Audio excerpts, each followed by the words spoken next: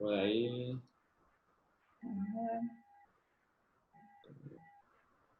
No sé, pero me pone que está inhibido. A ver, ahí está. Ahora sí.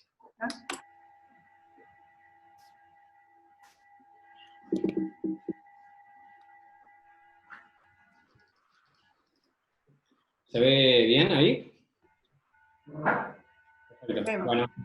Bueno, muchas gracias por la presentación recién.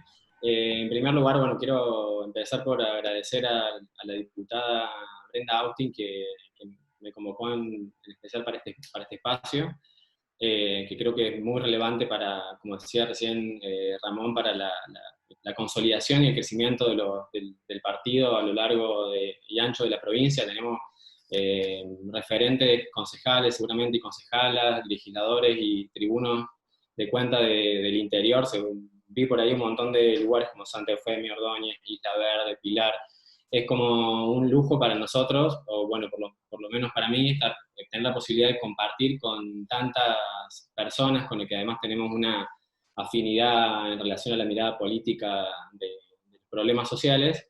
Es un lujo poder estar en este lugar en cada una de sus casas, charlando de esta manera y que tengamos la posibilidad de intercambiar sobre un tema tan relevante para la consolidación de la línea política de un partido, que tiene que ver con la definición de las políticas y la evaluación. Como bien se refería Ramón, es un tema no muy frecuente de abordar en los partidos y celebro además que se esté dando y que se haya tomado también, agradecerle también a él que se ha tomado el tiempo de generar este espacio, de promoverlo y de participar, porque es de nuevo también un privilegio poder compartir esta charla con todos ustedes. Voy a tratar de ser lo más rápido posible para que podamos tener también oportunidad de debatir algunos de los puntos que vamos a charlar o que he preparado para esta charla. Este documento se lo voy a compartir después a los organizadores para que se lo puedan difundir en los distintos grupos también, y es una herramienta muy sencilla, pero sobre la que después podemos abordar un poco más algunas cosas.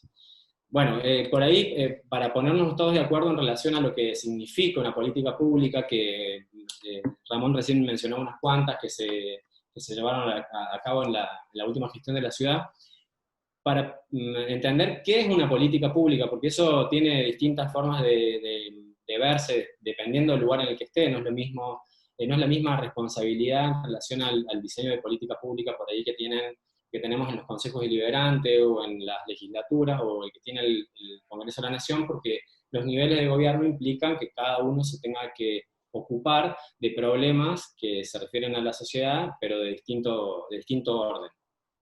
Entonces, para ponernos de acuerdo en relación a qué es una política pública, y acá hay debate, no es lo que yo voy a decir, como todo lo que se dice en las ciencias, y también como en todo lo que se dice en la política, son verdades provisorias. No es lo que venimos a discutir acá, que yo les voy a contar, y que van a seguramente contar en algún otro sentido también el resto de los panelistas, son algunas miradas posibles sobre esta realidad, pero no es esta solamente la verdad. Hay la verdad en la ciencia y también en la política, muta, se transforma, porque se transforma nuestra sociedad y nuestra capacidad de comprenderla también. Entonces, para identificar rápidamente qué es una política, es una acción o una omisión, o sea, cada vez que yo decido hacer algo o no hacerlo, también es una política pública, que está tomada, ejecutada, o sea, la decisión de hacer o de no hacer alguna cosa recae sobre algún órgano de la administración pública que tiene la capacidad de decidir sobre distintos problemas, y que esa decisión de hacer o no hacer algo afecta la realidad de las personas. Bueno, ahí me quedaron unas personas todas abrazadas, pero puede referirse a colectivos que no tengan necesariamente que ver uno con el otro, a grupos de personas que no se relacionen entre sí. Es decir, que cualquier cosa que hagamos en el marco de nuestra función de gobierno, o que dejemos de hacer,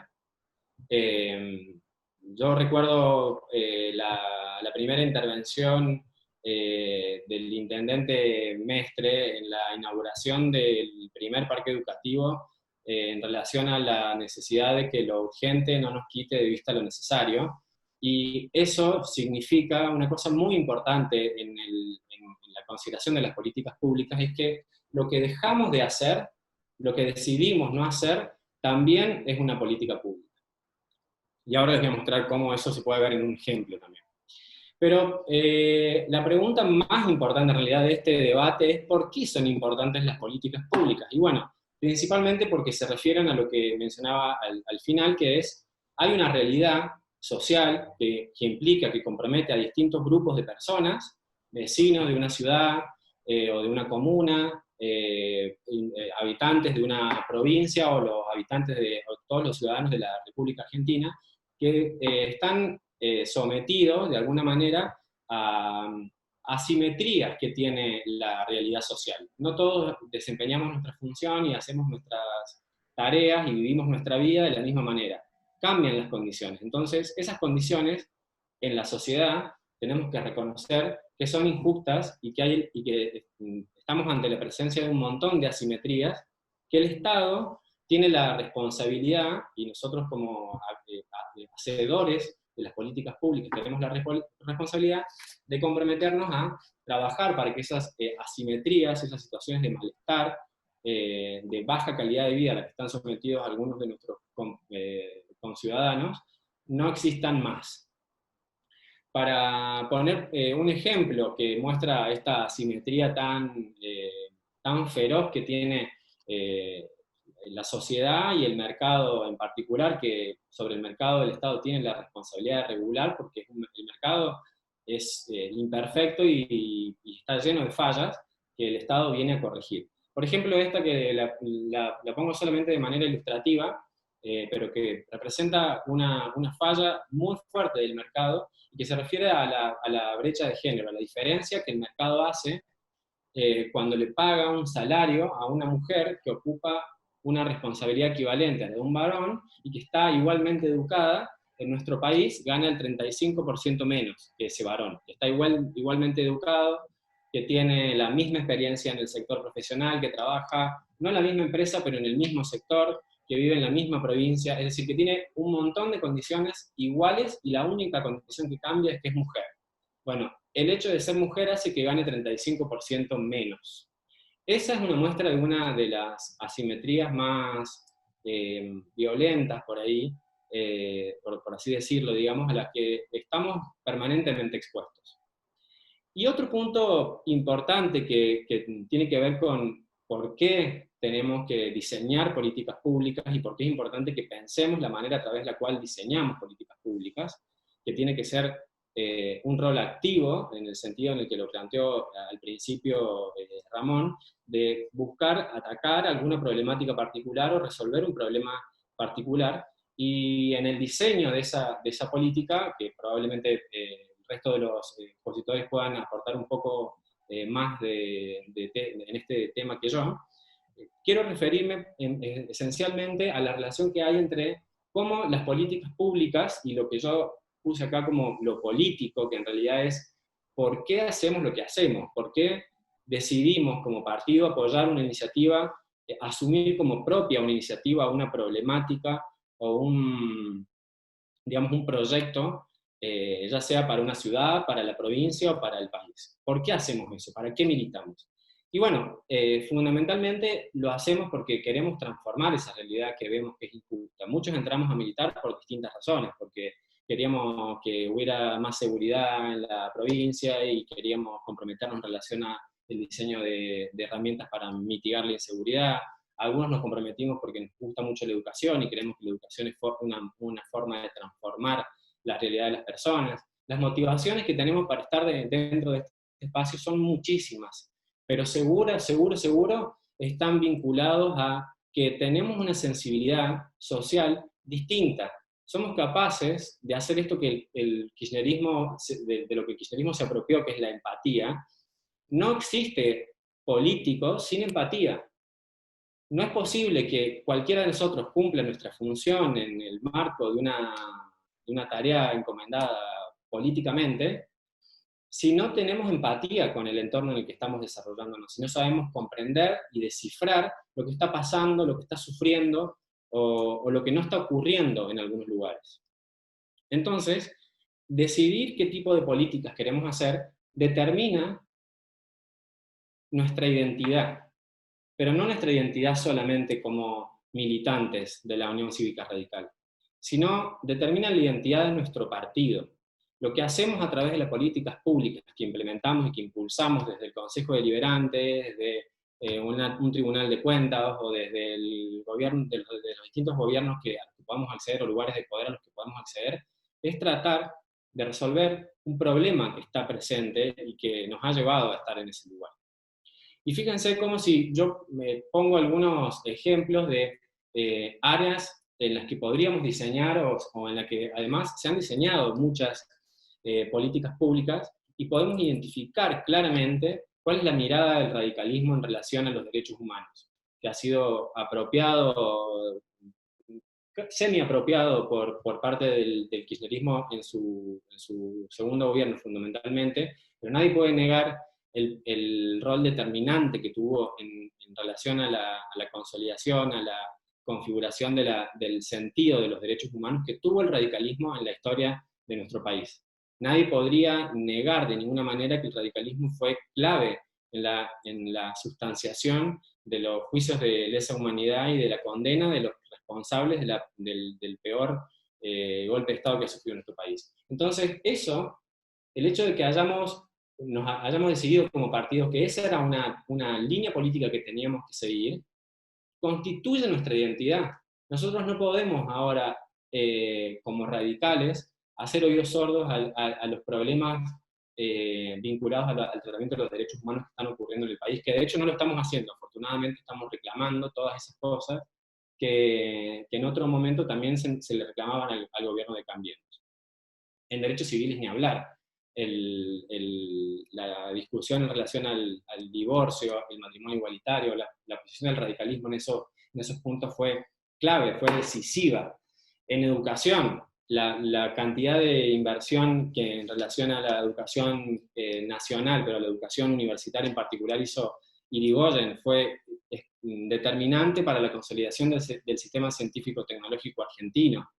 Cuando el kirchnerismo promovió el programa Conectar Igualdad, desde el radicalismo fuimos bastante críticos en relación a la estrategia populista vinculada a entregar computadoras sin ninguna otra condición y sin ninguna otra estrategia adicional. Y señalamos, bueno, en ese sentido, Brenda, por ejemplo, ha estudiado y trabajado, se ha ocupado mucho del tema de educación. Estamos ahora en este contexto bajo una situación muy compleja en el sistema educativo básico y en la primaria y secundaria en el país. Pero ahí también señalamos, ella trabajó mucho sobre el análisis de cómo el programa Conectar Igualdad, que era una buena idea, si no iba acompañado de una serie de estrategias para formar a los docentes a que tuvieran herramientas para transmitir conocimientos a través de ese instrumento tecnológico, si no les dábamos a las escuelas conectividad, si no resolvíamos los problemas de conectividad que tenían los niños y niñas que iban a esos establecimientos, nada de esa buena política iba a funcionar. Eso lo señalamos muy fervientemente porque nos interesaba que la política tuviera éxito, porque no es una política a la que el radicalismo se pudiera oponer. De hecho, lo había acompañado cada vez que se había presentado. Sin embargo, la implementación fue terrible, después podemos ver un poco las razones que lo justifican. En igualdad de género, bueno, el radicalismo tiene muchísimo de lo que decir, pero también ahí el peronismo tiene su consolidación y su tradición al respecto. Entonces, también en relación a este tema, por ejemplo, es una manera de distinguirse también en relación a la alternativa política, proponer una agenda de género propia, que es un tema que aqueja a un montón de personas en este momento. Las ordenanzas vinculadas a la paridad en la municipalidad y algunas otras iniciativas que también presentó el radicalismo en distintos espacios van en ese sentido. Entonces no tenemos tampoco por qué permitir que otros se apropien de esos conceptos que han constituido nuestra identidad partidaria, digamos. Y por último, que creo que es hay muchas más sobre las que se podría hablar, pero pongo estas solamente porque me parecen las más relevantes, sobre las que podemos, o por lo menos las más fáciles de entender y sobre las que podamos tener posiciones distintas, pero entraba en la última porque me parece muy, muy importante, y en esto el gobierno de Cambiemos, y en especial el gobierno de la ciudad de Córdoba, creo que van a poder hablar mucho mejor que yo, o los otros integrantes del panel, pero la transparencia una distinción característica de nuestro partido, así debe serlo. Y eso significa no solo ser transparente en relación a cómo contratamos a los proveedores del Estado cuando estamos en esa función, o cómo ejercemos nuestra responsabilidad de tribunos y el control de cuentas, sino también a través de la información que generamos, a través de la publicidad de todas las políticas de gobierno que desarrollamos en los distintos lugares. ¿Por qué digo que es muy importante el tema de la transparencia? Porque todas las políticas públicas pueden ser evaluadas, o sea, podemos medir si funcionaron más o menos bien, o más o menos mal. Pero para poder evaluar si funcionaron más o menos bien o más o menos mal, necesitamos datos. Entonces, todas las políticas que generemos desde los distintos lugares en los que participamos, pero en especial de los órganos legislativos, como la mayoría de los que están acá, tienen que apuntar a generar mayor transparencia. La apertura de datos es una política que impacta positivamente en todas las políticas, porque mientras más información tenemos, más fácil es que podamos entender y cambiar y transformar la realidad. Voy a ir un poquito más rápido porque ya, si no, estoy pasando mucho del tiempo, pero para contarles un poco de qué se trata, cómo evaluamos en economía, cómo se evalúan las políticas públicas. Básicamente, hacemos un modelo de la realidad. Bueno, acá yo les puse lo que yo entiendo como modelo de la realidad. El plano es una simplificación de lo que tenemos al lado, que es una casa. No es la casa, y nunca va a ser la casa, pero es un modelo simplificado que nos puede explicar cuántas plantas tiene, cómo nos tenemos que mover, y las comodidades. No es la casa, pero es un modelo simplificado. Bueno, lo mismo hacemos, pero lo hacemos con números, y para construir esos números necesitamos datos, entonces siempre estamos buscando información por todos lados. Lo que es importante también tener en cuenta de que la evaluación de las políticas públicas, y lo decía al principio, es que la ciencia en general, pero los que hacemos evaluación de política en particular, tendemos a tener una posición como muy intransigente. Esta política no funcionó, o funcionó, esta sí funcionó. Las cosas y las verdades, como les dije recién, en la evaluación de políticas y en la ciencia en general, no son absolutas. Son como parten de modelos simplificados de la realidad, se parecen a la realidad, pero no son la realidad. La realidad es otra y es mucho más compleja. Entonces, tenemos que tener cuidado también cuando absorbemos información sobre buenas evaluaciones de política o producción científica vinculada con este tema, que algunas veces nos equivocamos. Ahí les muestro un gráfico que después se lo explico un poco más, pero muchas veces tomamos decisiones en relación a las encuestas o o a datos que obtenemos de distintas fuentes, y los resultados, por más que tengan lógica estadística, no son verdad. Lo que está mostrado en ese gráfico, y más o menos todos podemos entender que esas dos curvas son muy parecidas en el comportamiento. Eso en economía diríamos, hay una relación entre estas dos variables que estamos tomando acá. Bueno, eso estadísticamente tiene sentido, pero lógicamente no tiene ningún sentido. La línea roja mide la cantidad de vuelos que largamos al espacio exterior, y la línea roja mide la cantidad de tesis de doctorado en sociología que se leyeron en esos años. O sea, dos variables que no tienen ningún sentido. No tienen ningún sentido, pero estadísticamente sí. Es loco, pero tienen sentido estadístico. Entonces, Facundo, perdón, me toca esta tarea odiosa, pero sí, es la está última, complicando el tiempo, pero te damos un tiempito para que... es la última, me quedan Bárbaro. Está bien, está bien, está bien. Solo solo, cumplo en avisarte. esta filmina era solamente para decir que todos los que hacemos ciencia o evaluamos políticas, nos equivocamos, y nos equivocamos muy a menudo.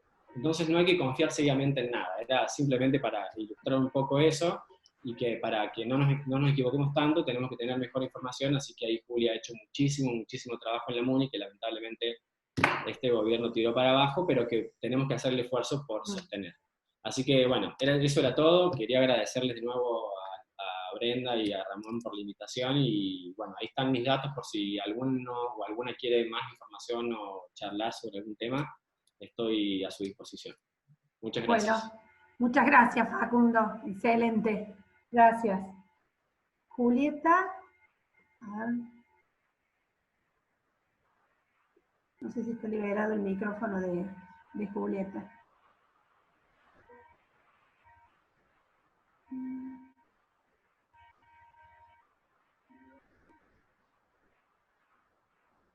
Julieta, ¿tenés tu micrófono? Ahí está. ¿Ya? Hola, Julieta. Buenas tardes. Buenas tardes, ¿qué tal? Buenas tardes.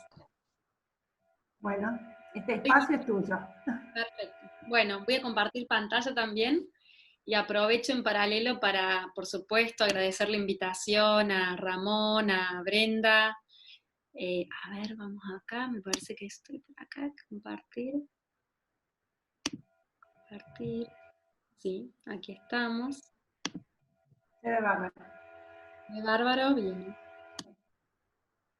Bueno, ahí está. Bueno, agradecer antes que nada la invitación. Para mí es un honor, la verdad, y nada, estoy muy contenta de poder compartir la experiencia de la implementación de lo que fue el Plan de Metas de Gobierno 2012, 2015 y 2016-2019. Fueron 2 gestiones y antes de comenzar quiero decir que fue la primera vez que se implementó en la ciudad de Córdoba.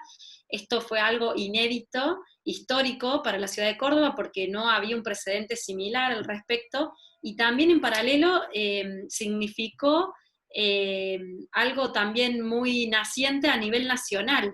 Solamente 4 ciudades de Argentina estaban comenzando a implementar plan de metas en paralelo, que fue la ciudad de Mendoza, Maipú, San Martín de los Andes y Córdoba.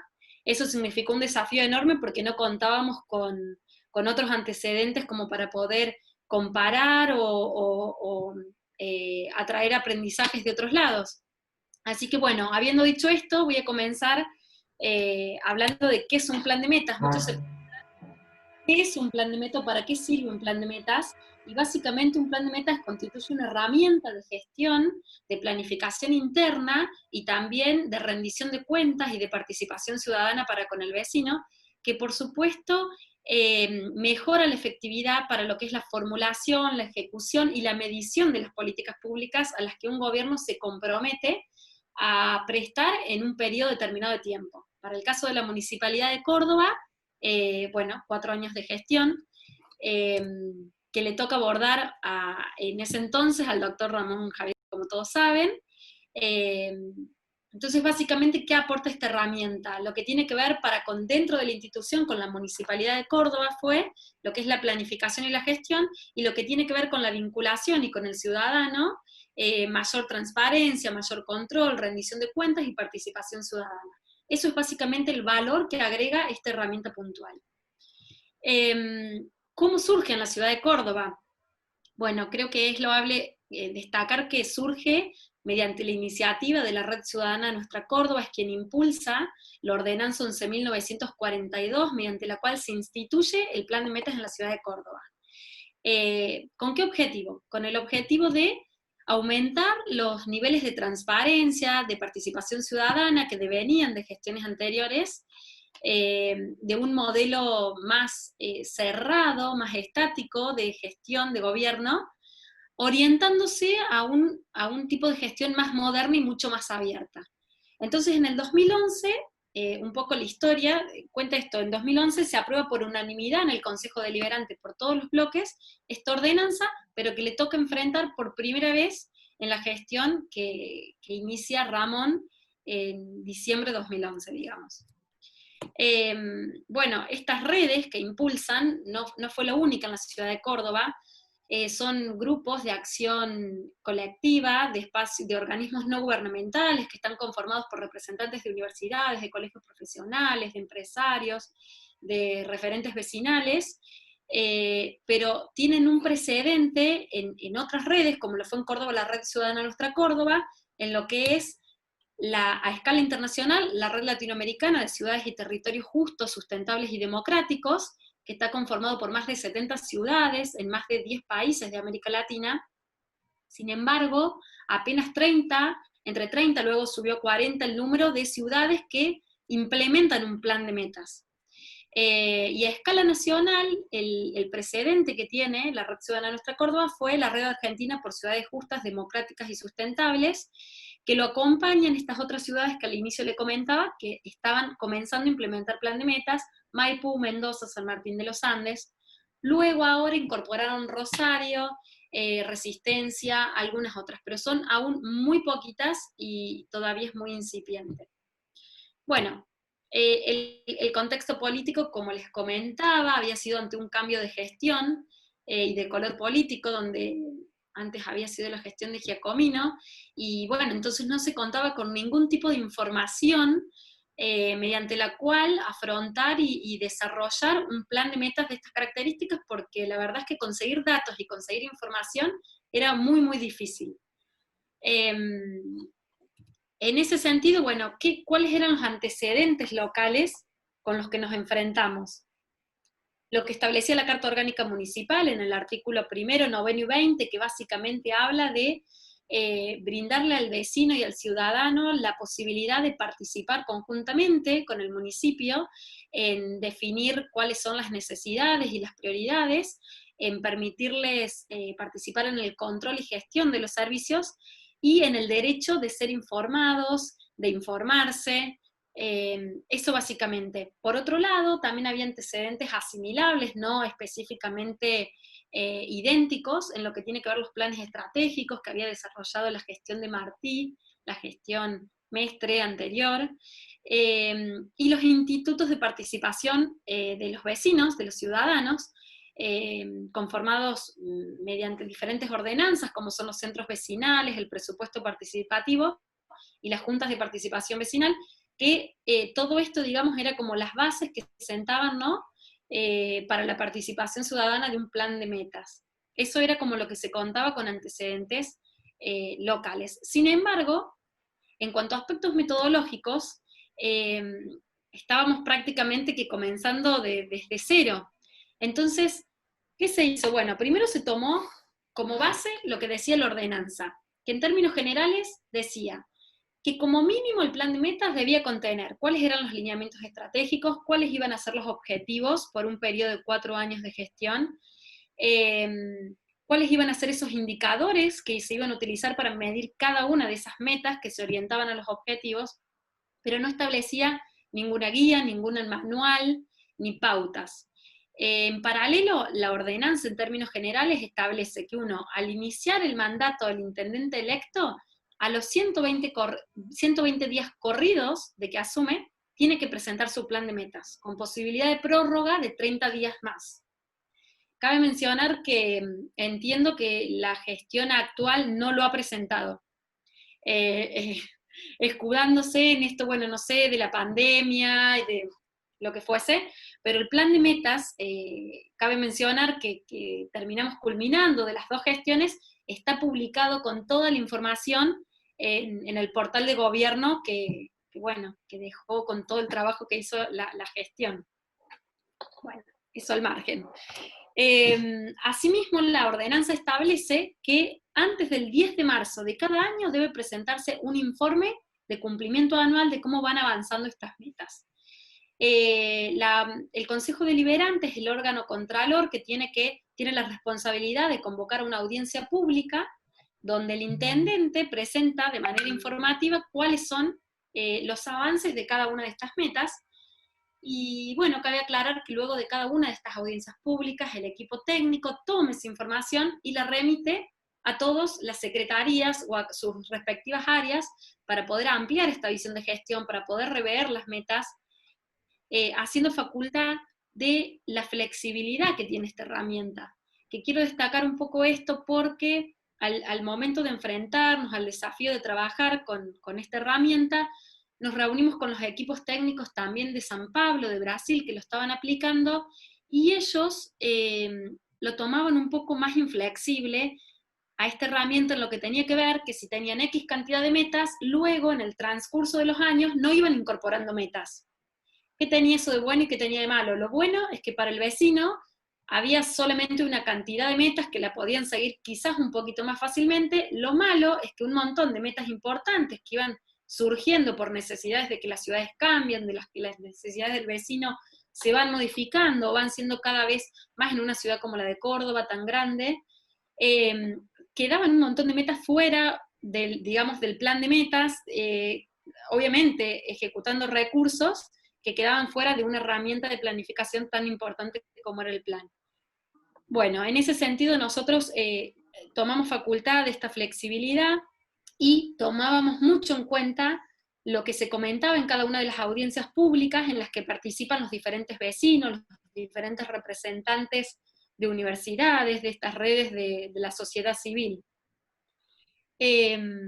Por otro lado, también quería mencionar que en el año 2015 también el Ejecutivo envía una modificación de esta ordenanza en donde se autoobliga a presentar un informe final para no solamente medir las metas que van desde marzo del último año de gestión, que quedaba ahí como un vacío por la ordenanza 11.942, hasta diciembre, digamos de marzo a diciembre de ese último año, sino un informe final de todo el acumulado de la gestión. Bueno, esto también fue aprobado totalmente en el Consejo Deliberante, así que ya quedó instituido esta modificatoria en la ordenanza. Bueno, ¿cómo hicimos? Entonces, siendo que no había precedentes y que fue por primera vez en la historia de la ciudad y uno de los pocos casos a nivel país que se presentaba. Se conformó un equipo de trabajo, se interactuó con cada una de las secretarías y se armó una matriz que nos sirvió, que le decíamos una matriz como inspirada en lo que tiene que ver en la teoría con lo que es matriz de marco lógico, que en proyectos de inversión tiene que ver con seguir una coherencia desde lo que es una actividad hasta un lineamiento estratégico, tomando siempre como base la plataforma de gobierno, que era un poco, era el pacto social, obviamente, del intendente y de todo su equipo para con los vecinos con quienes había sido elegido mediante el voto democrático. Esa fue como la base. Luego se capacitó a los funcionarios, a los empleados. A decir verdad, acá hay un ejemplo de una de estas matrices. Muchos de los funcionarios que veo acá conectados lo deben ver y se deben agarrar la cabeza porque fue un trabajo, la verdad es que arduo, de mucha retroalimentación, muchas idas y vueltas, y bueno, y que obviamente al tener un poco esto de la experiencia desde la base cero, tiene también lo rico del aprendizaje, ¿no? Creo que en ese sentido lo bueno es esto, que se fue creciendo. A partir de esta matriz se pasó a estos resultados que quiero destacar, que comenzamos en la primera gestión con 732 metas al inicio de la gestión en el año 2011, culminando en el 2015 con 1.075 metas, de las cuales se superó más del 70%, y el casi 30% de metas restantes quedó en curso y fueron incorporadas al segundo plan de metas.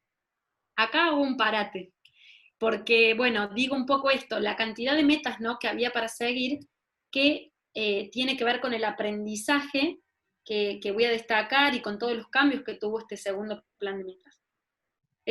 Finalizando esta primera gestión, también cabe destacar que la OIM, la Unión Iberoamericana de Municipalistas, distinguió a la Municipalidad de Córdoba por todo este trabajo, junto a FLACMA, la Federación Latinoamericana de Ciudades y Municipios y Asociaciones de Gobiernos Locales, por considerar al plan de metas como un caso de buenas prácticas y experiencia de gestión local destacable.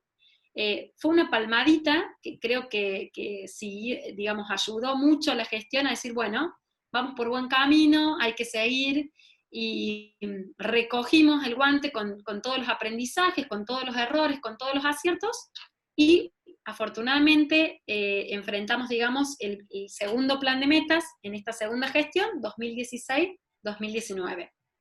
¿Qué hicimos básicamente? Se revisó esta matriz también basándonos en lo que tiene que ver con marco lógico, por supuesto, pero ya mucho más simplificando. ¿Cuáles fueron los cambios más importantes? Primero, no considerar las metas según secretaría, sino según temáticas, porque había muchas temáticas que obviamente eran abordadas por muchas secretarías.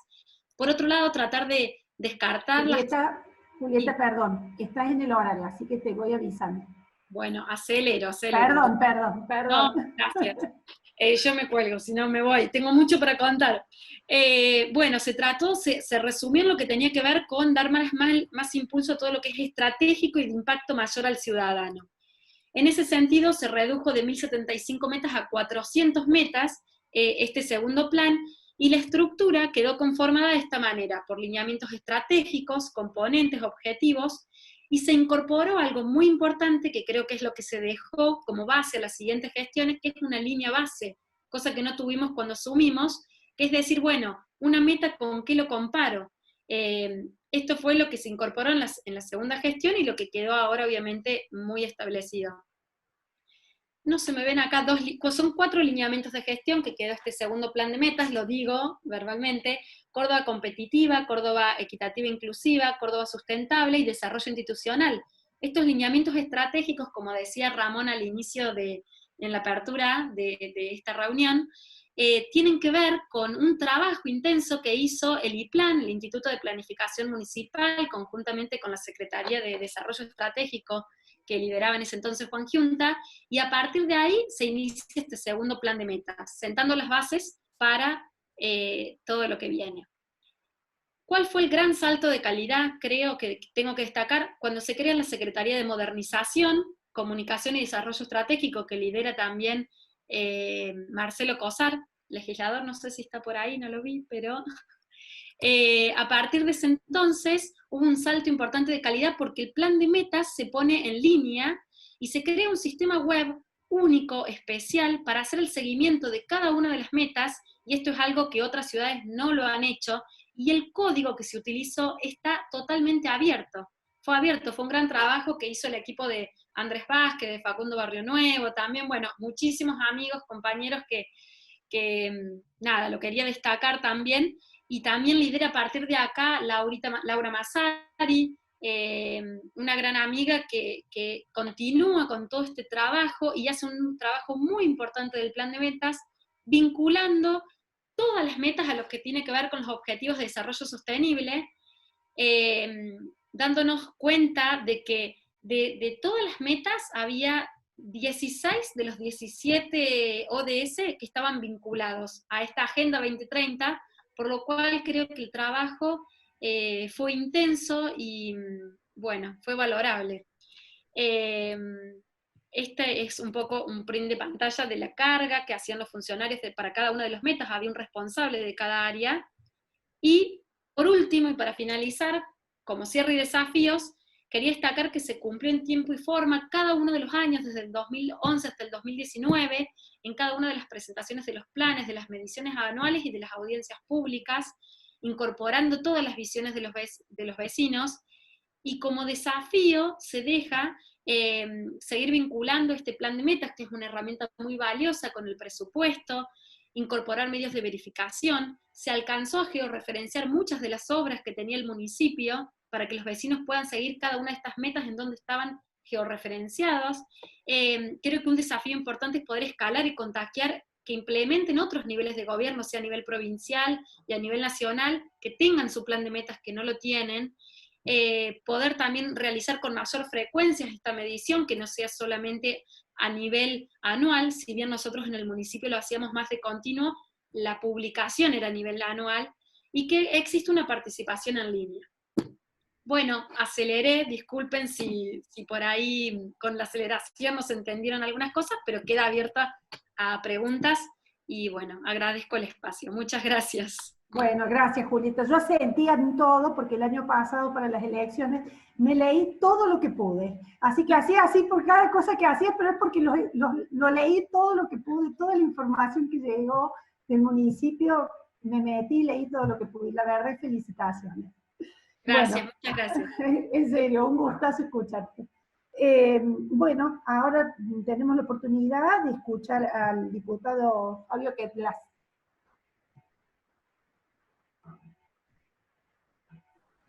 Sí, ¿se escucha? ¿Se escucha bien? Sí, vamos a ver. Hola. Sí, lo escuchamos. Bueno, Sí, muchas sí. gracias al comité de la provincia de Córdoba, gracias a Brenda, que fue particularmente quien contactó conmigo, gracias a mis copanelistas y a todos los que están escuchando. Bueno, tengo de los 3 ítems que se plantean en el título: evaluación de políticas públicas, los planes de gobierno, planes de meta y participación ciudadana, voy a tomar 2 para tratar de ser más eficiente en el tiempo, voy a dejar de lado el tema de los planes de gobierno, que creo ameritaría una discusión aparte, y muchas veces es difícil cuando uno tiene que organizar estas cosas. Pero voy a dar un pantallazo teórico sobre algunas de estas cosas, algunas que se dijeron y otras que me parece que son relevantes ser dichas. Uno, es un gran tema, es el tema de la evaluación de políticas públicas, ¿no? Es un gran tema porque en cualquier caso la evaluación es el mecanismo por el cual perfeccionamos las intervenciones posteriores. O sea, yo soy de los que creen que ningún plan es tal hasta que no se evaluó, digamos. Un plan no evaluado es mera literatura. El aprendizaje es el resultado de la evaluación. Cualquiera que sea docente sabe lo significativo que es evaluar, digamos, ¿no? Y tomarlo con un criterio no tan tremendista como lo tomaban nuestros padres cuando nosotros éramos chicos, pero evaluar como criterio de saber qué estamos haciendo bien, a dónde tenemos dificultades, etc. Con las políticas públicas hay alguna dificultad para evaluar, porque las políticas públicas tienen un tiempo de maduración. O sea, es muy difícil decir con un programa monetario a los 6 meses si el programa monetario fue exitoso o no fue exitoso. Y quizás, por ejemplo, la convertibilidad, para poner un ejemplo de una política pública a evaluar, al tercer año de su funcionamiento era muy exitosa. Digamos, entonces, claramente, en la evaluación de políticas públicas hay un tema que tiene que ver con el cuándo se evalúa, y que es muy importante. Hay otro tema que también es muy importante, por lo cual le agrega complejidad a todo esto, que es cuando se logran ciertos objetivos públicos, la pregunta de a qué costo, ¿no?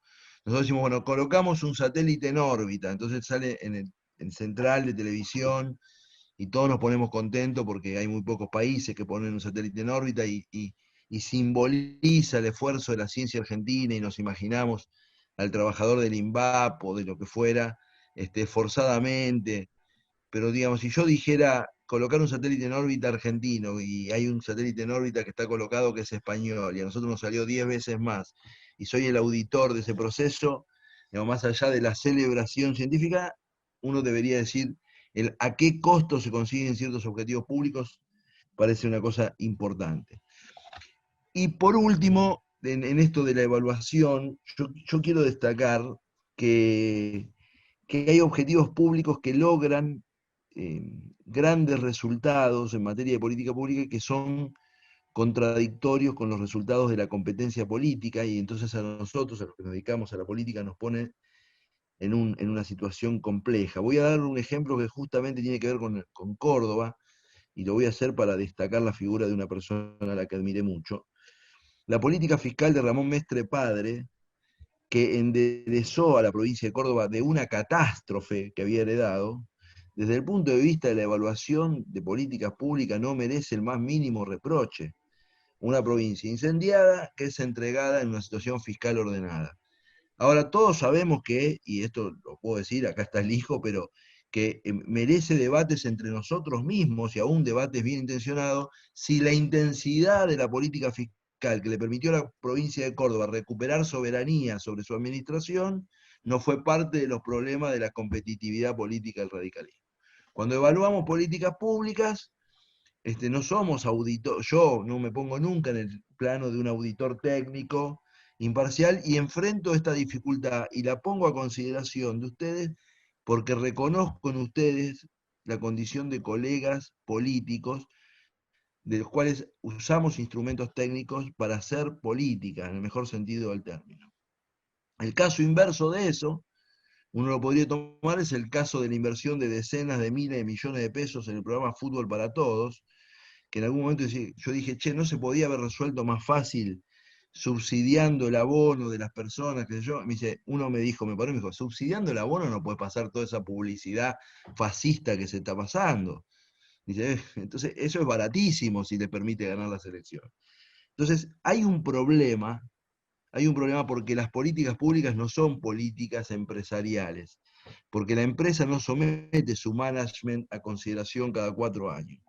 Entonces ahí hay un problema de evaluación de políticas públicas técnico-político muy sofisticado, muy sofisticado.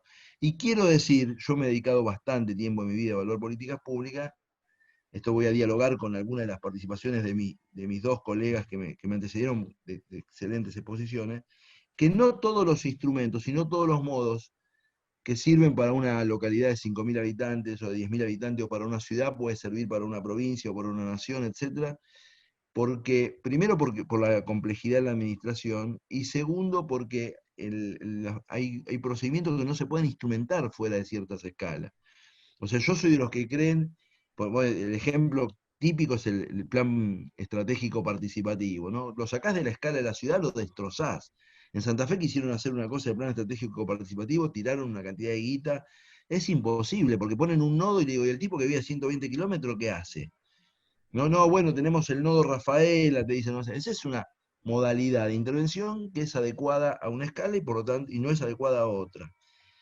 Y también decir que cuando uno diseña una política pública, lo honesto sería prever el criterio de evaluación en el diseño.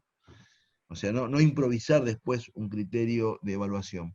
Porque hacemos política pública no solo para reparar injusticia, como efectivamente y acertadamente dijo mi antecesor, sino porque aún nosotros, digamos, nuestra modalidad de incidencia colectiva es de formación de lo público, de la idea de que hay un espacio de la vida que excede a mi individualidad, es la construcción de un imperium, digamos. Hacemos políticas públicas porque queremos gobernar la realidad, porque muchas veces no conseguimos objetivos justos y al contrario, conseguimos objetivos decididamente negativos.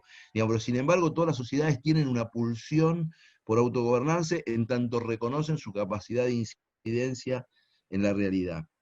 Y sí decir en este diálogo, y sí decir, y es importante decir, que así como los hay, y están muy estudiadas las fallas de mercado, nosotros tributarios de una tradición literaria sajona, sabemos que hay un montón de fallas de mercado que están muy estudiadas, hay fallas de gobierno.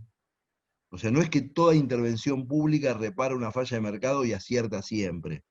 Esto es muy importante tenerlo en cuenta, porque si no, eso daría pie a una visión estatalista que creo que es un reduccionismo. De hecho, en América Latina, para poner el ejemplo, en América Latina, por déficit de la conformación del Estado latinoamericano, hay tantas fallas de gobierno como fallas de mercado. Dicho esto, ¿cuáles son los dos problemas más grandes que yo veo de evaluación en América Latina para terminar la parte de la evaluación e ir al plan de metas? El presupuestismo y el inaugurismo, digamos, ¿no? Evaluar una política pública de conformidad al volumen de ejecución presupuestaria. Dice, bueno, ejecutó el presupuesto. O sea, la famosa tesis, es mal funcionario porque no ejecutó el presupuesto y es buen funcionario porque ejecutó el presupuesto.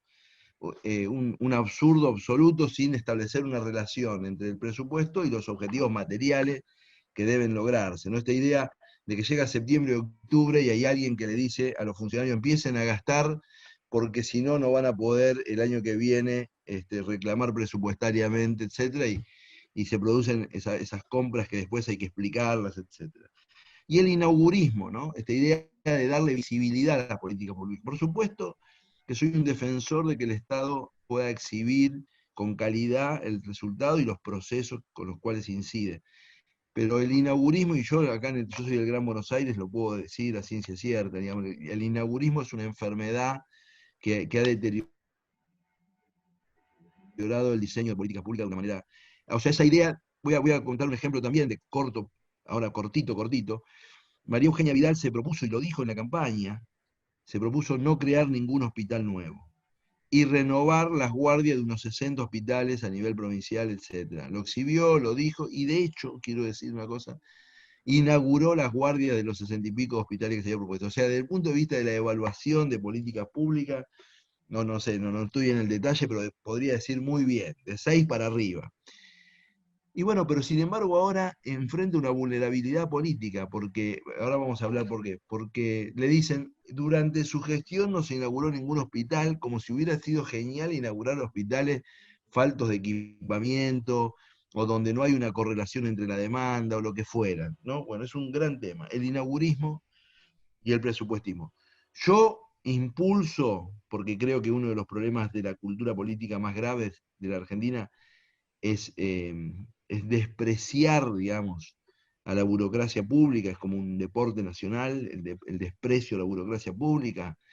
Yo, en el proceso de calificación de la burocracia pública, aspiro a evaluaciones consistentes, a evaluaciones reflexivas, a evaluaciones con criterio, evaluaciones que tomen en cuenta todas estas consideraciones, porque creo que mejorarían la performance de la política frente a la auditoría abierta que es la sociedad. Respecto al plan de metas, le decía recién en privado que yo en esa época era asesor regional de ABINA para la red de ciudades democráticas, justas y sostenibles, o sea que estaba bastante al tanto de lo que pasaba en Córdoba, y por supuesto que estoy a favor de que existan los planes de meta. Hay 4 argumentos que también los señaló Panebianco antes que yo, pero los voy a... Uno es que pueda ser explícito el contrato social, eso es muy importante, digamos, que queda muy claro. Segundo es que la canasta de objetivos, cuando vos los ves todos juntos, que se propone el gobierno, digamos, constituye en alguna medida el lenguaje del gobierno, digamos, ¿no?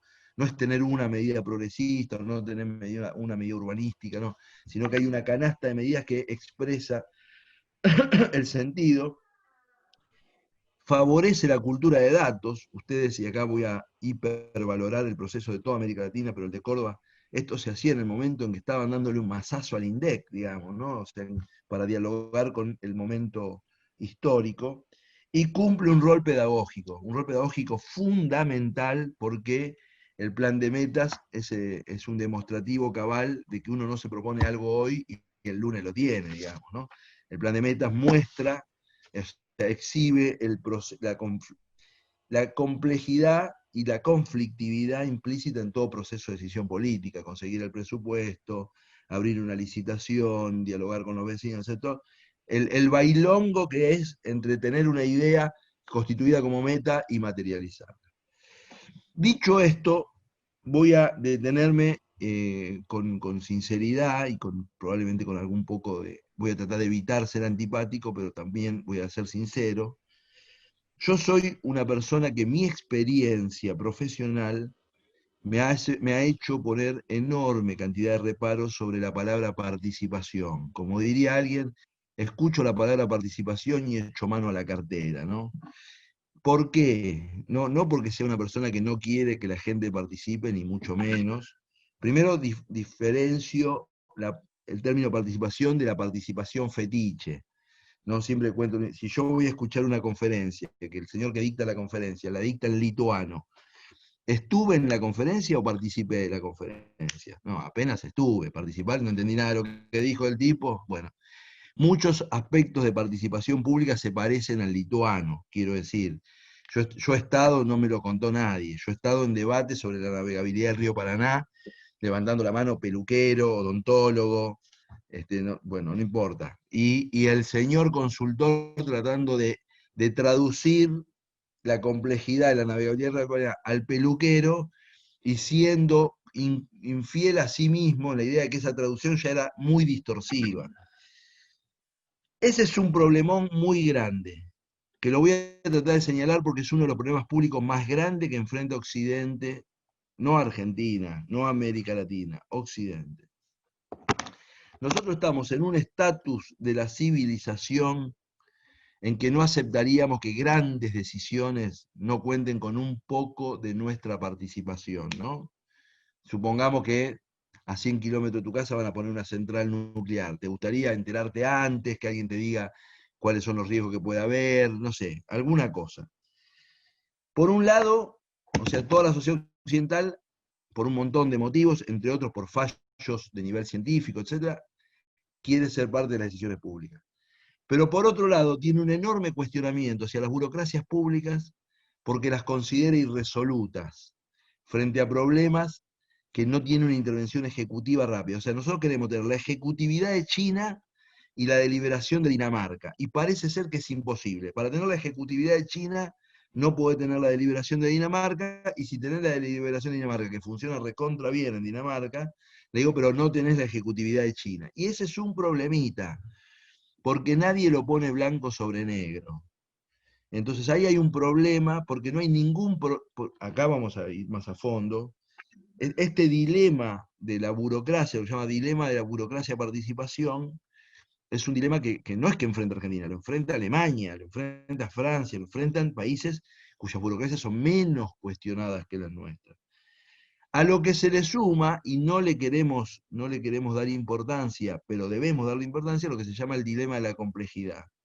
No está claro que yendo nosotros a 10 reuniones para discutir el régimen de navegabilidad del río Paraná, estemos en condiciones de tomar una decisión técnicamente aceptable, ni siquiera óptima. Entonces, si asumimos que hay asuntos públicos que tienen niveles de complejidad, como por ejemplo la matriz energética, prácticas médicas aprobadas o no aprobadas, o no sé, o la velocidad máxima en la red de autopista, no sé, miles de cosas, tienen un nivel de complejidad, la participación ahí debería operar, y de hecho es lo que hacen los estados que tratan de mantener un estándar de eficiencia en la respuesta alto, en los procesos de control, de que no sea un decisor solo incontrolado. Entonces tratan de guardar en el espacio del control un diálogo con la sociedad civil más organizada, más sofisticada, etc. Pero estos dos dilemas, el dilema de la complejidad, que no solo siempre son cuántos metros verdes preciso en un barrio, que pareciera ser que es menos complejo a cómo conformamos la matriz energética, bueno, el caso, nosotros tenemos todos los días casos de esto, el caso de la obra Portezuelo del Viento, en la conversación La Pampa Mendoza, etc. Conversaciones de mucha complejidad. El dilema de la complejidad y el dilema de la burocracia. A mí, ¿qué pasa? ¿Por qué queremos participación? Primero, porque los que pasó muchas veces que lo dijeron, las sabemos todas, erraron. Recomiendo ver Chernobyl, digamos, ¿no? O sea, si alguien quiere ver un ejemplo de que los tipos que decían, miren, nosotros somos los que las sabemos todas, y terminó mal, miren la serie Chernobyl, es muy interesante. Entonces, el nivel de sospecha que existe sobre las burocracias, no solo las burocracias estatales, académicas, etcétera, en el mundo occidental es muy alto. Pero a mí me parece, y permítanme, voy a tratar de terminar con esto para terminar en horario, a mí me parece que nosotros queremos resolver con instrumentos un problema que es un problema de cultura política, y que no se resuelve con instrumentos. O sea, es pretender resolver con un analgésico un problema que tenemos que no es un problema simplemente de dolor. Tenemos un problema de deformación del tejido y le metemos analgésico. El analgésico sería la participación. ¿Por qué digo esto? El hecho de haber sido protagonista de estos procesos, tengo anécdotas muy risibles. Acá en la ciudad de Buenos Aires, lo voy a contar porque así le ponemos un toque de humor. Acá en la ciudad de Buenos Aires, el gobierno de Ibarra, en los 2000, impulsó un proyecto de presupuesto participativo. Yo vivo en Almagro, en Navarra viven 280.000 personas en mi barrio, 280.000. El señor Ibarra, que no tengo nada contra él, quiero aclarar, convocó a la reunión de presupuesto participativo en un aula de una escuela donde entran 40 personas. 280.000 el barrio, está claro, ¿no? Igual que quédense tranquilos porque sobró lugar en el aula, o sea, no es un problema, lo que quiero decir, y menos mal, porque si iba el 1%, ¿no? Si iba el 1% de gente, no sé dónde estacionaban. Bueno, entonces yo un día me cruzo con Ibarra, que me conoce, y sabe que me dedico a estos temas, ¿no? Y me dice, ¿viste el presupuesto participativo? Y le digo, pero escucha una cosa, le puedes poner el nombre que quiera, pero es un abuso del lenguaje decirle presupuesto participativo y en un barrio de 280.000 habitantes convocar en un aula de 40 fulanos, que éramos 30, que ni siquiera llegábamos a los 40. Y me miró. Y le digo, no, y vos si querés ponerle como quiera, ponerle presupuesto checoslovaco, qué sé yo, pero la realidad es durísima, la realidad es lo que es. Muchas veces hemos construido la idea de que hacemos algo participativo porque nos queremos bañar de modernidad o de democratismo o lo que fuera. Y yo siempre le digo, esa conversación con Ibarra, que terminó bien porque tenemos un buen trato, le dije, hacé un buen presupuesto, qué sé yo como ciudadano, si haces un buen presupuesto, te voto. Hacé un buen presupuesto. La dificultad para hacerlo participativo es muy alta en una ciudad como Buenos Aires. Estoy más dispuesto a perdonarte, que no lo hagas participativo y no que hagas un mal presupuesto. Entonces, a mí me parece que hay una cosa de fetiche en todo esto. Y vuelvo a la pregunta, ¿queremos resolver con instrumentos? Es un problema de nuestra cultura política. ¿Y cuáles son los problemas de nuestra cultura política? Es que está roto el diálogo colaborativo con la sociedad. Entonces, la política tiene que impostar cosas.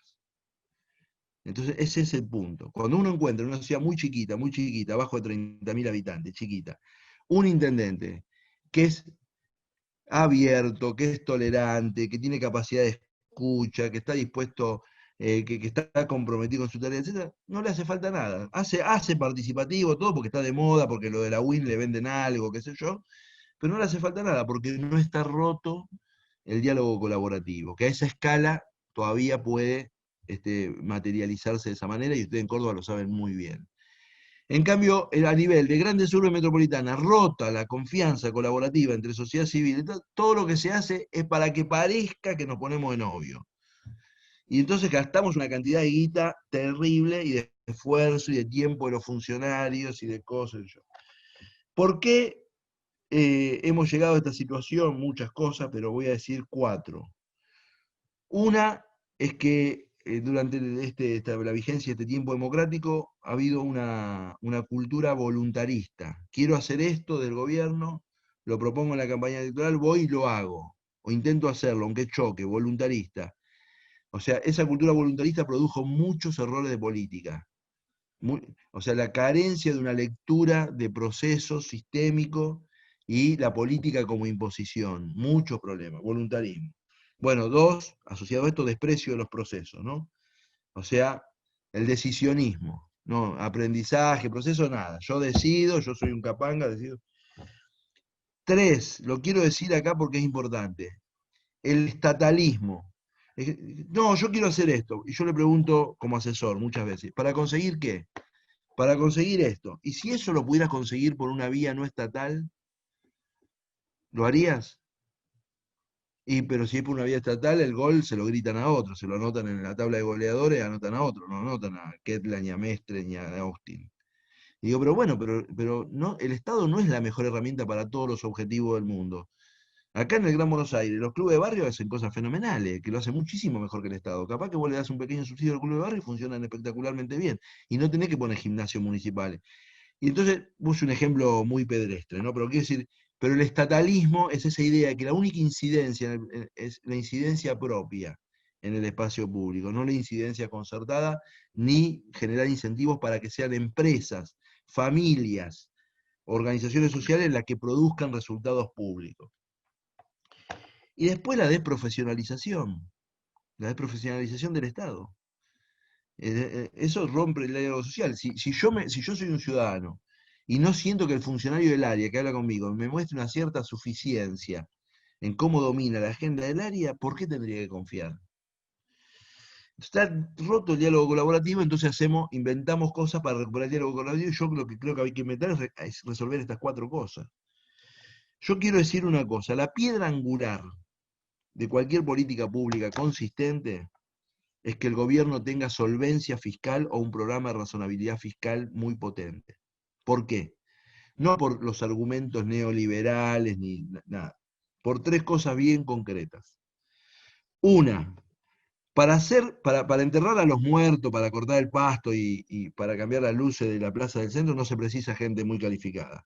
Pero ni bien el gobierno carretee para tener objetivos más sofisticados, un plan medioambiental, un plan educativo, un plan urbano, un plan de desarrollo local, etc., va a precisar profesionales, sociólogos, urbanistas, estadísticos, arquitectos, etc. O sea, va a tener una burocracia más cara. O sea, no le va a alcanzar con los sepultureros. Ergo, primer motivo por el cual tenés que tener un plan fiscal consistente. Segundo motivo por el que tenés que tener un plan fiscal consistente es que el Estado en la Argentina, nos guste o no nos guste, en todos los niveles, siempre es un contratante muy relevante de la economía, tanto local como provincial, etc. Y si el Estado es mal contratante, o sea, paga mal, etc., primero que produce una selección negativa. Las buenas empresas se corren de trabajar con la administración pública. Pero segundo, transfiere al tejido empresarial y a la economía muchos problemas que no salen en la tapa de los diarios. Muchísimos problemas. Porque el atraso de 10 días no sale en la tapa de los diarios. Pero la empresa tiene que pagar el descubierto igual, puede no contratar por eso, etc. Y el tercero, y ustedes son todos funcionarios públicos, así que en este me voy a detener, Vamos a suponer que se nos ocurre una idea luminosa a nivel provincial, nacional, lo que sea, una idea genial. Se nos ocurre una idea genial. Y la formulamos como política pública y la ponemos en marcha. Y a los 3, 4 meses, cuando esa idea está funcionando, el presidente, el gobernador, el intendente llama al funcionario a cargo y le dice: levanta un poquitito la pata del acelerador que estamos con problema de caja, y si seguimos ejecutando a la velocidad que venimos, nos vamos a pegar un palo dentro de 2 o 3 meses. Y el tipo levanta, porque es solidario con el gabinete, y después arranca de vuelta. Y a los 3 o 4 meses lo llama de vuelta y le dice: mira, viene el aguinaldo, ahora, después del aguinaldo, inauguramos esas 3 sucursales que íbamos a inaugurar, la inauguramos después del aguinaldo, no antes. Y después viene la interna, y después viene no sé qué cosa. No hay ninguna idea, por luminosa que fuera, que aguanta esa montaña rusa. De arrancar, parar, arrancar, parar, arrancar, parar. Entonces las políticas públicas, para que tengan fluidez, precisan tener un soporte fiscal X. Argentina no hace eso, entonces tenemos aún los que hay, excelentes funcionarios públicos sometidos a un estrés administrativo. Claro, es imposible, los tipos están al ribotril porque, claro, diseñaron una cosa, pensaron una cosa, se comprometieron con 200 agentes locales, arrancaron y a los pocos meses le dicen: no, mirá, íbamos a contratar 40 profesores de educación física, bajame 10 profesores. Seguimos con el proyecto, pero con 30 profesores. Entonces, la solidez de todas las políticas públicas requieren un programa de razonabilidad fiscal, que lo obliga al Estado a poner foco. Y en eso vuelve toda la agenda. Yo no quería hablar de plan de gobierno porque me parece que es harina de otro costal, pero quería hacer bien esto. Quiero decirles que los 2 grandes mitos de las políticas públicas contemporáneas son el mito de la participación y el mito de la planificación. Con esto no quiero decir que sea mala ni la participación ni la planificación. Digo que hay edificado sobre ello un conjunto de virtudes un conjunto de virtudes que no están comprobadas. Yo, y con esto termino, Fabio Ketlas, hace muchos años atrás, con Mariana Caminotti de Rosario, estábamos en la Universidad Nacional de San Martín y evaluamos 40 planes estratégicos a principios de los años 2000, 40 planes estratégicos de la Argentina. Más del 90% de los planes no habían cumplido el 90% de los objetivos. Entonces fue tan negativamente sorprendente el estudio que decidimos ponernos en contacto con empresas para evaluar planes de empresa, a ver si y en las empresas son un poquito mejor. El 70% de las empresas no cumplen el 50% de su objetivo. ¿Qué significa esto? Que todavía, por lo menos en nuestro espacio sociocultural, no ha arraigado la cultura del plan, que es una cultura vinculada a expresiones de deseo. No está vinculada al aprendizaje, no está vinculada a hacer foco, no está vinculada al perfilamiento organizacional, ¿no? Se considera el plan como un catalizador de un conjunto de deseos y lleva a una dinámica de frustración muy grande. Bueno, no los molesto más porque creo que ya estoy fuera de tiempo y muchas gracias. Bueno, no, muchísimas gracias a usted, Fabio, y bueno, estábamos viendo aquí, bueno, algunas preguntas, algunas apreciaciones, decirles a los panelistas que, bueno, todos hacen llegar sus felicitaciones por la calidad de las disertaciones. No sé si Ramón quiere acotar algo para ir contestando algunas preguntas o así seguimos y seguimos aprovechando. Bueno,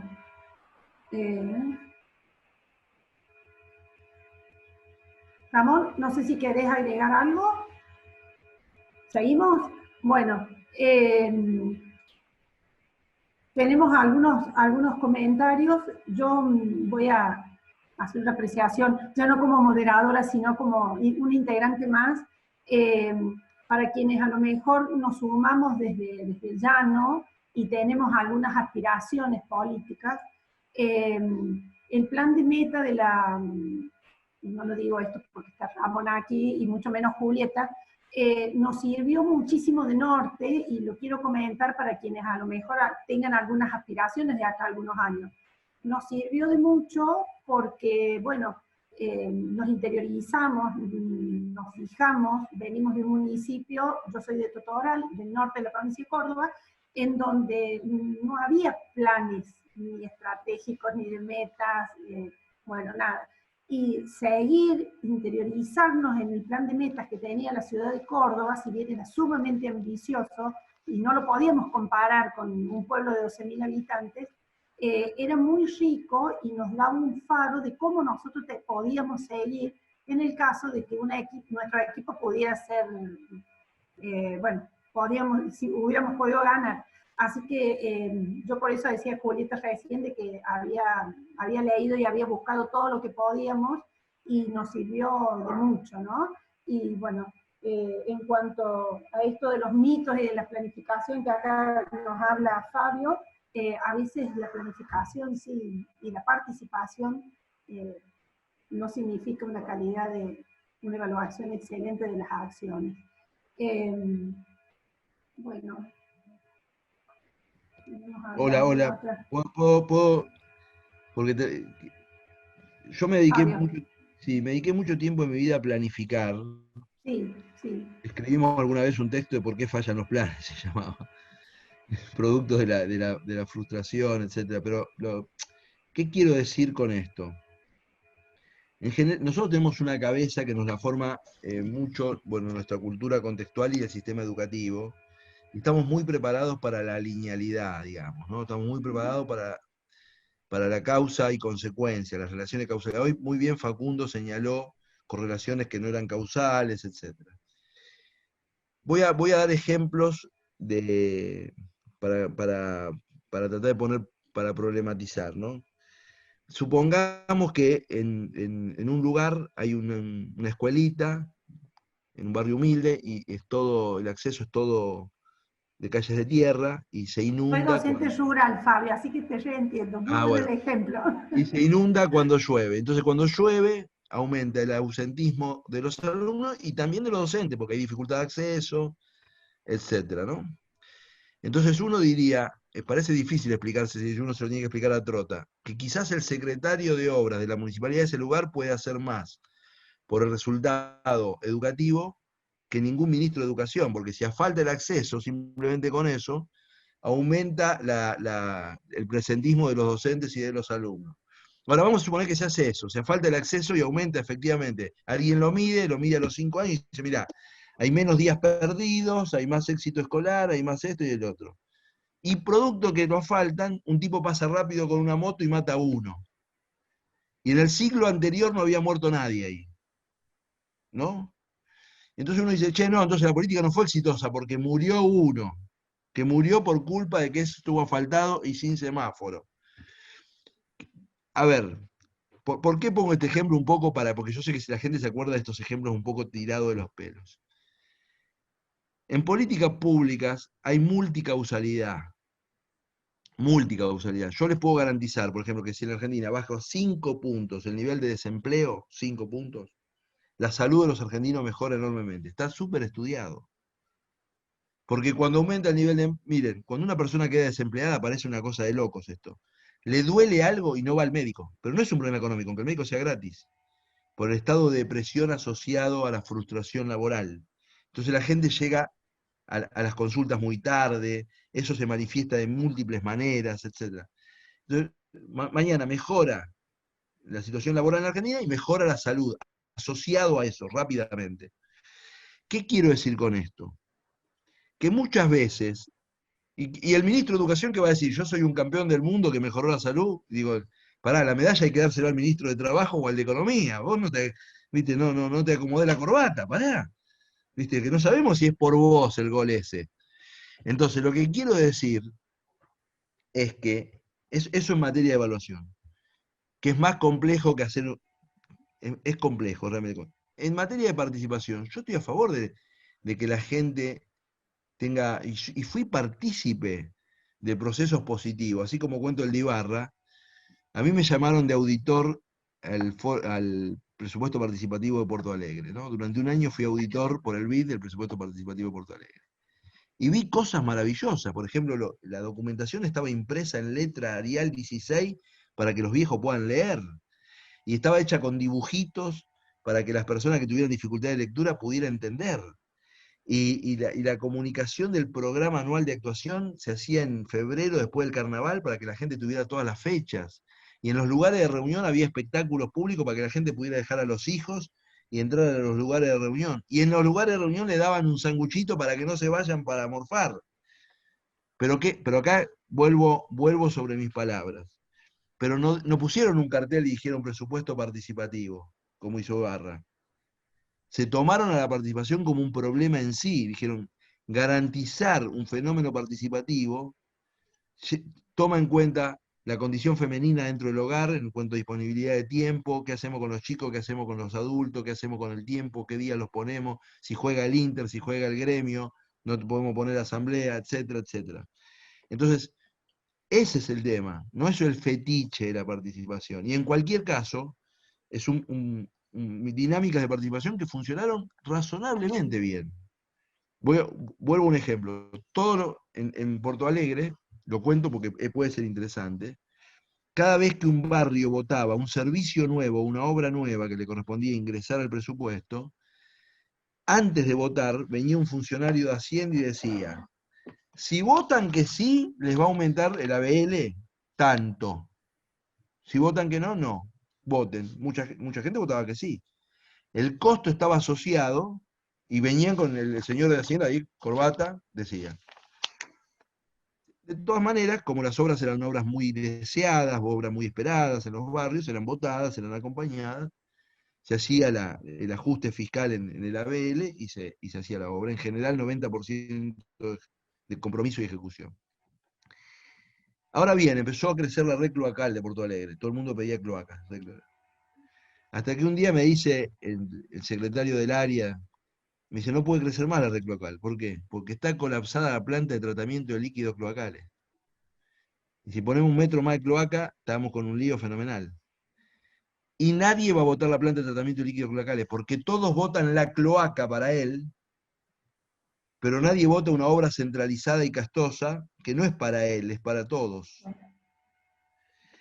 Y entonces entramos de hecho lo tuvimos que resolver los auditores del BID, el problema ese. Le tuvimos que explicar a la gente de que ese año no iba a extenderse la red cloacal y que se iba a separar una plata. ¿Y por qué lo tuvimos que explicar nosotros? Muy importante, porque a nosotros no nos tenían que votar. O sea, los concejales y los intendentes no querían explicar que para este año y el año que viene no se va a extender la red de cloacales, porque tenemos que hacer la obra de tratamiento. O sea, hay mucha complejidad. Mucha complejidad. ¿No? Participemos, y ahí ¿qué hacíamos? Le decíamos que sí a la extensión de las redes locales. Y después la cuestión de la planificación. Yo les quiero decir una cosa. Las variables que intervienen en los procesos de construcción simbólica y material de la realidad que tenemos es tan grande, tan grande, que la planificación es más un ejercicio ordenatriz de un equipo para saber en qué cosas está bien y está mal el equipo hacia adentro, que como capacidad de incidencia. O sea, vale más crear cultura planificadora para poder tener mejor administración, que quizás esa idea, un poco como el Gosplan soviético, de que tenemos el plan y sabemos, esa es una idea un poco caduca. Porque yo hoy, tendría que haber salido ayer a la noche con el Flecha Bus a la ciudad de Córdoba para estar dando esto hace 2 años atrás, no hace 50 años atrás. Y yo ahora estoy por terminar, que ahí puse el horario que me tengo que ir ya, porque me estoy yendo a Santa Fe. Y no estaba en nuestra cabeza esto hace 5 años o hace 10 años. Entonces quiero decir, por eso digo, el mito contemporáneo lo quiero decir no negativamente, sino para que trabajemos en torno a eso. Está bien, Flavio. Muchísimas gracias, fue claro. Te traslado a una última pregunta. ¿No hacemos participación en la política de gobierno? Mirá, yo voy a contar una historia con la participación, así nos vamos con una entre humorística y reflexiva. Como pasó el tiempo, la podemos ver con más humor que lo que era en ese momento, ¿no? Resulta que cuando suceden los hechos del 2001-2002, ustedes no sé si lo recuerdan, en Córdoba creo que también ocurrió, pero en la Ciudad de Buenos Aires hubo una explosión de lo que se llamaban las asambleas barriales, ¿no? Cada 20, 30 cuadras, con frecuencia, los martes, los miércoles, a la noche, los jueves, que sé yo, según el día, se juntaban un grupo de vecinos, que se vayan todos, batucada, y que el corralito, y que no puedo sacar mis ahorros, y que mi hijo se va del país, bueno. Y a esas reuniones, naturalmente, no podían ir peronistas ni radicales. ¿Por qué no podían? O sea, no podían ir explícitamente, porque eran los impugnados políticos, ¿no? Las únicas organizaciones políticas que podían ir sin que nadie les diga nada, con sus banderas desplegadas, y que yo, era la izquierda. Como nunca gobernaron nada, podían ir y decían que se vayan todos, se sumaban al reclamo general de la antipolítica de ese momento. Entonces, en la esquina de mi estudio, todavía mi estudio lo tengo ahí, en la esquina de mi estudio, se reunía la Asamblea Barrial de Almagro, en la esquina, Corrientes y Bulnes.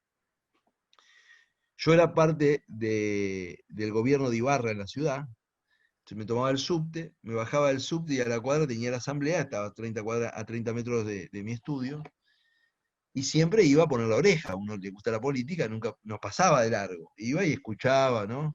Bueno. Y entonces un día quedo al lado de un vecino mío, de mi mismo edificio, que estaba en la asamblea, odontólogo. No, que se vayan todos, y qué sé yo, y que se vayan todos.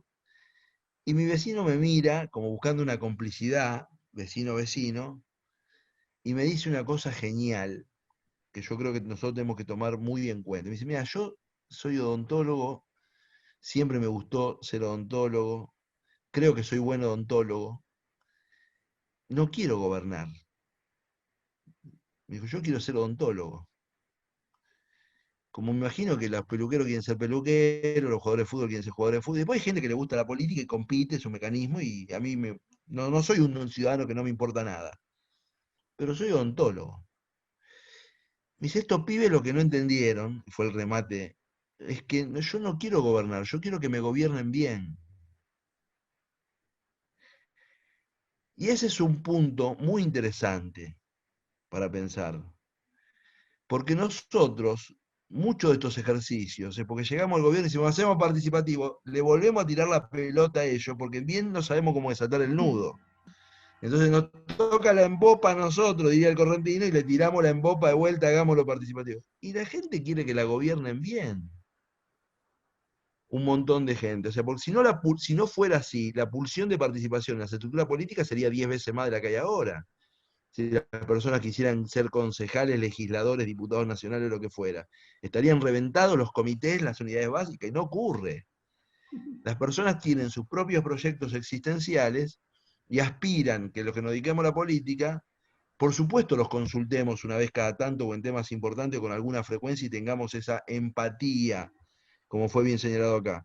Pero sobre todas las cosas quiere que los gobernamos bien. Entonces ahí hay un punto que me parece que no es instrumental. Y creo, y esto es fuerte para terminar, pero ya sí me tengo que ir, que el espacio político no populista en Argentina no tiene construido un imaginario claro de qué es lo que va a hacer si gobierna. Mientras el imaginario político populista no nos gusta, a mí no me gusta para nada, soy antipopulista rabioso, tiene su panteón, sus rituales, sus fechas célebres, sus estéticas, su dinámica, su todo. Nosotros, ¿por qué? Porque el espacio no populista no es el radicalismo, ni siquiera es el PRO ni la coalición cívica. 3 de cada 4 votos que nos votaron nosotros son lo que yo llamo los cambiemitas salvajes, no son de nadie, no están ahí, están en la pradera, no están en la jaulita, ¿no? Entonces, y esto es muy importante, porque nosotros tenemos que construir un imaginario republicano que nos exceda, un imaginario que recree una cultura cívica vinculada al siglo XXI, como bien dijo Facundo, a la idea paritaria, una nueva perspectiva de los derechos humanos, una idea moderna, una idea que recupere una idea de empresarialidad, seria, inteligente, que no sea simplemente un espejo reactivo del imaginario populista, que active un deseo, ¿no? Vinculado, no sé, al mérito o vinculado. Yo creo que ellos se quedan con la imagen de supuestamente la lucha contra la pobreza y nosotros debemos recuperar la imagen de la movilidad social. Pero para recuperarla tenemos que tomar el desafío del discurso duro. El desarrollo no va a ser gratuito. Si queremos el desarrollo tenemos que pagar estos costos. Esa es la parte que pareciera que a nosotros no nos animamos a dar ese paso. Y ese es un punto, porque ya nuestro público se dio cuenta que no es gratis, que gratis no es, que va a haber que estudiar más, invertir más. ¿Cómo hacemos? ¿Qué incentivos ponemos para estudiar más? Para invertir más, para que la inversión pública sea mejor, para estar más abiertos al mundo, para poder exportar más y seguramente vamos a tener que importar más. ¿Cómo lo hacemos? ¿Cómo lo pensamos? Hay ganadores, hay perdedores. ¿Cómo protegemos a los perdedores? Ese es el imaginario republicano, pareciera no estar construido. Perdón, me fui. No, yo No, quisiera gracias. hacer aprovecho que está antes que se vaya para hacer un contrapunto sobre una última de las cosas que dijiste que me parece muy interesante y se refieren a ser o no ser populista. Y yo voy a decir una cosa que quizás es un poco provocadora, pero yo creo que yo me considero populista y creo que somos populistas. Sí, Populistas en el sentido no en el sentido peyorativo con el que nosotros solemos insultar al peronismo, sino en el sentido de que populismo se refiere a representar los intereses de las clases populares. Eso es populismo. Eso es Nosotros, popular. sí, No, sí, a mí me parece que el populismo, perdón, los sí, dos grandes autores que refirieron al tema son Laclau y sí, Sanata, sí. ¿no? La agregación de demandas, aunque tengan conflictividad entre sí, digamos, la agregación simbólica de demanda, que yo creo que es el punto central y que el kirchnerismo lo ha hecho y lo ha hecho muy bien. Y creo y coincido con vos que uno de los problemas del imaginario republicano es que no termina de asumir una cosa que es muy importante para mí, porque ese es el punto de quiebre con el populismo, que es la idea de pluralismo. Porque ellos creen en el pueblo, y no existe el pueblo.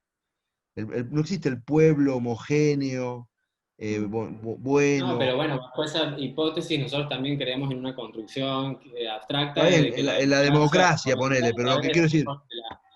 pero Es una idea igual. Yo lo que quiero decir es esto. El populismo nos ha robado, de alguna manera, el concepto de populismo, que no es necesariamente lo popular, que es la representación de eso que decía recién, sino la mirada política y comprometida en relación a las causas populares. Esa es la identidad del radicalismo.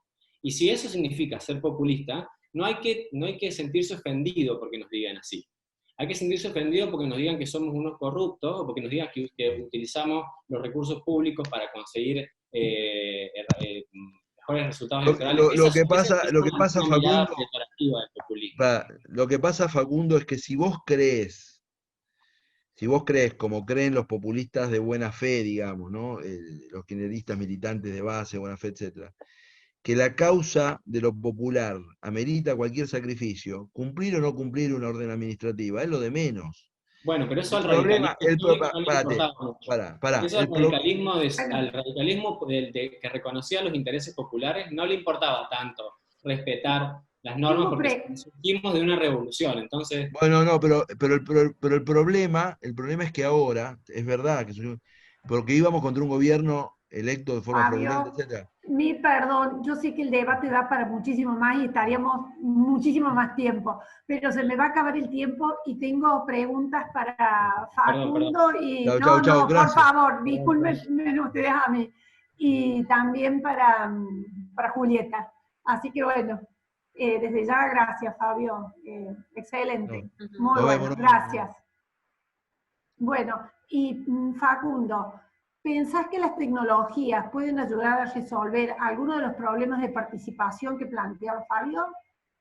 Claro, sí, bueno, lo planteó también un poco él al final en relación a la capacidad, digamos, que nos brinda esta nueva, a la oportunidad, digamos, que nos brinda la pandemia y de poder estar conectados de esta manera en distintos puntos del país incluso. Creo que la tecnología es una herramienta clave para facilitar y diseñar estrategias de participación que, como Flavio, yo creo que hay también un mito, un falso mito en relación a que mayor participación o diseñar políticas en las que una de las instancias de la participación ciudadana son más efectivas. Eso ciertamente no es así, tampoco es real, pero no, digamos, no tenemos por ahí oportunidad de debatir en torno al respecto, de que la mirada de los técnicos y de los, digamos, especialistas o académicos que estudian los problemas sociales sobre los que se basan las decisiones de política, también es cierto que cometemos errores iguales o mayores a los que se cometen a través de la participación ciudadana, que es compleja, que como recién ilustró Flavio, tiene distintas dimensiones y requiere un abordaje mucho más laborioso que si diseñamos una política a secas y no pensamos en la manera a través de la cual la vamos a implementar. Así que la tecnología, sin lugar a dudas, es una herramienta. También es un limitante, porque no todos accedemos a las mismas condiciones de conectividad, los mismos dispositivos y demás. Pero si somos conscientes de cuáles son las debilidades que tendrían los mecanismos de participación, le podríamos dar de esa forma el peso relativo que tienen. Porque es cierto que no mayor participación implica mejores resultados, pero sí hay otras formas de representación colectiva que nos permitirían sortear ese obstáculo. Por ejemplo, cuando se discutió la Ley Nacional de Educación en el 2015, en el 2006, perdón, que se concluye con la aprobación en el 2006, esa ley se discutió a lo largo y ancho del país a través de muchísimas instancias abiertas. La ley de matrimonio igualitario también se discutió del mismo modo, y no solamente nos permitía a los ciudadanos participar de manera individual, sino que a la vez también podrían participar en esas organizaciones colectivos que agrupan un poco nuestros intereses. Entonces la participación no necesariamente es convoco a los vecinos y vecinas del barrio o a los ciudadanos de una provincia o de todo el país a decir de qué manera tenemos que gastar el dinero, sino que para escuchar a otros tipos de organizaciones que nuclean nuestros intereses y sobre todo a los partidos, que es el claro ejemplo de lo que no ocurrió en la última sesión del Congreso, es un modo de generar participación ciudadana. Eso es participación ciudadana. Los diputados de Cambiemos, que estuvieron excluidos del debate en relación al protocolo del Congreso, representan ciudadanos, y por lo tanto se privó de ese debate a la representación de un interés político que estaba expresado en el colectivo de esa gran cantidad además de diputados y diputadas. Bueno, perfecto, gracias Facu. Ahora para Julieta, ¿cómo lograron que todas las áreas del municipio se alinearan a este plan de metas? Bueno, da para rato, pero bueno, básicamente primero que hubo una línea clara de parte de Ramón. Él convocó en principio a todas las áreas y hizo priorizar por parte de los secretarios y de ahí para abajo a todo su equipo de conversar, tomarse un tiempo de estudio, de redacción y de planificación de las metas. Tengo que ser sincera, y en algunas instancias realmente ha sido frustrante o duro, porque había una resistencia de decir, bueno, a ver, yo quiero gestionar, no quiero estar planificando que me estén midiendo esto, a ver. Entonces creo que acá fue clave la retroalimentación, la capacitación, y tomarse el plan de metas como un proceso. En algún punto vi por ahí una pregunta, digamos, si se puede implementar cuando uno asume una gestión, si se puede crear un plan de metas. La respuesta es sí, pero yo creo que es útil y tiene realmente utilidad este plan de metas, y tomo las palabras un poco que recién decía Fabio. Para mí, lo dije en mi exposición, si uno le da cierta flexibilidad, si uno toma la planificación como algo estático, como algo rígido, que lo quiere cumplir a rajatabla, creo que ahí es donde pierde sentido, donde pierde utilidad como herramienta. Un caso puntual y una experiencia concreta que tuvimos en la Municipalidad de Córdoba fue ciertos funcionarios que no querían hacer el plan de metas, y lo que nos pasó después es que ante los años consecutivos, encontramos cuando íbamos a tener las reuniones de uno a uno, con que esos funcionarios habían pegado el plan de meta en su pared, en su oficina, y armaban reuniones de equipo con sus empleados. Entonces, digo, si uno lo toma como un proceso, lentamente los mismos funcionarios, los mismos empleados lo van incorporando, y yo creo que sí sirve, y en esto le doy la derecha a lo que decía Fabio, a que ayuda a ordenar y a priorizar cuáles son las metas y las políticas públicas, bueno, más importantes que por el que uno se va encaminando. Entonces, sí, es a veces muy difícil porque no todas las áreas están, digamos, no tienen la misma homogeneidad en cuanto a qué es importante o qué es de impacto para el vecino. No es lo mismo decir, no sé, disminuyo la cantidad de expedientes que andan circulando a decir, creo un hospital nuevo, un parque educativo. Por supuesto que el impacto para el vecino es totalmente distinto. Pero lo que fue sucediendo en este proceso es que después todos los funcionarios sí querían mostrar lo que estaban haciendo. Entonces ahí nosotros como equipo técnico tuvimos que tratar de homogeneizar la importancia para que sea legible y amigable para con el vecino. Entonces, bueno, ¿cómo fue posible? Fue posible mediante, primero mediante la decisión política del líder, en este caso que fue de Ramón, después en cuanto a las capacitaciones que se fueron dando, conjuntamente hicimos también capacitaciones con el Instituto Federal de Gobierno, se hicieron después, bueno, bajo la gestión de Marcelo Cosar, frente a todo lo que fue el sistema web, la carga, los empleados que son quienes quedan y trascienden las gestiones cuando uno se va y que siguen con todo este trabajo. Entonces, bueno, fue posible, pero fue, creo, útil si uno lo considera como un proceso, ¿no? Y ahí también un poco está la retórica de, entonces, ¿hasta dónde es planificación? Si uno también se va al extremo en cuanto a la flexibilidad. Entonces creo que ahí está el desafío de mantener un equilibrio y mantener una coherencia. Perfecto. Bueno, eso les leo básicamente. algunos de los comentarios. María Verónica, imperdible el debate de hoy, interesantísimo, da para debatir horas. Alicia, muy bueno el intercambio de posturas, eso hace madurar, más allá de los conceptos puros, excelente cada uno de las disertaciones. Bueno, la verdad que sí, hubiéramos estado toda la tarde. Acá Erika González nos dice, las planificaciones tienen que ser flexibles para poder ir intercambiando, modificando las mismas. Bueno, algo que vos nos recalcabas, Julieta. Bueno, excelente el debate, qué buen debate, hace falta esto de manera intensa en la UCF. Excelente los encuentros, nos permiten conectar. Bueno, creo que es un espacio que hemos encontrado todos para encontrarnos, capacitarnos y podernos y poder dar estos debates, así que bárbaro por la diligencia. Bueno, no sé si... Decirle muchísimas gracias por la coordinación, excelente. No, gracias. Vos que estabas un poco... Sí, le tengo terror a esto. Tengo acá un ayudante, mi hijo está de ayudante, porque tenía un problema con la cámara, así que bueno, lo tengo acá de apoyo logístico y técnico. Pero salió fantástico y creo que todos estamos muy contentos. Por supuesto, fundamentalmente los legisladores nacionales, provinciales, concejales y tribunos por lo que vemos en el chat y por lo interesante que sinceramente ha estado por parte de los panelistas, expositores. Muchísimas gracias por acompañarnos, a cada uno de ellos. Y quiero contarles que el viernes que viene, el viernes 11, este ciclo de técnica legislativa y parlamentaria, vamos a tener como tema principal el federalismo fiscal, con participación federal, régimen tributario, impuestos, tasas y contribuciones. Vaya si no es un tema interesante y sumamente actual.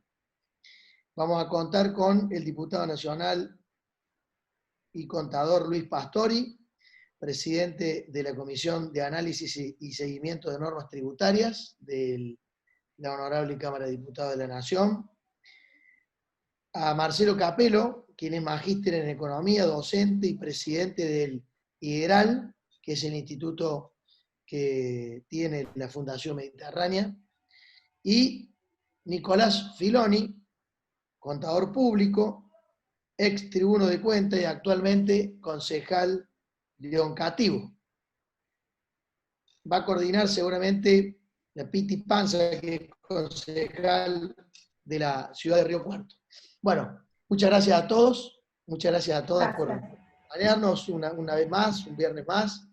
Creo que sigue siendo muy válido, muy interesante, y los aportes, el debate y poder encontrarnos. Así que gracias a todos, que tengan un excelente fin de semana, cuídense mucho y nos vemos pronto.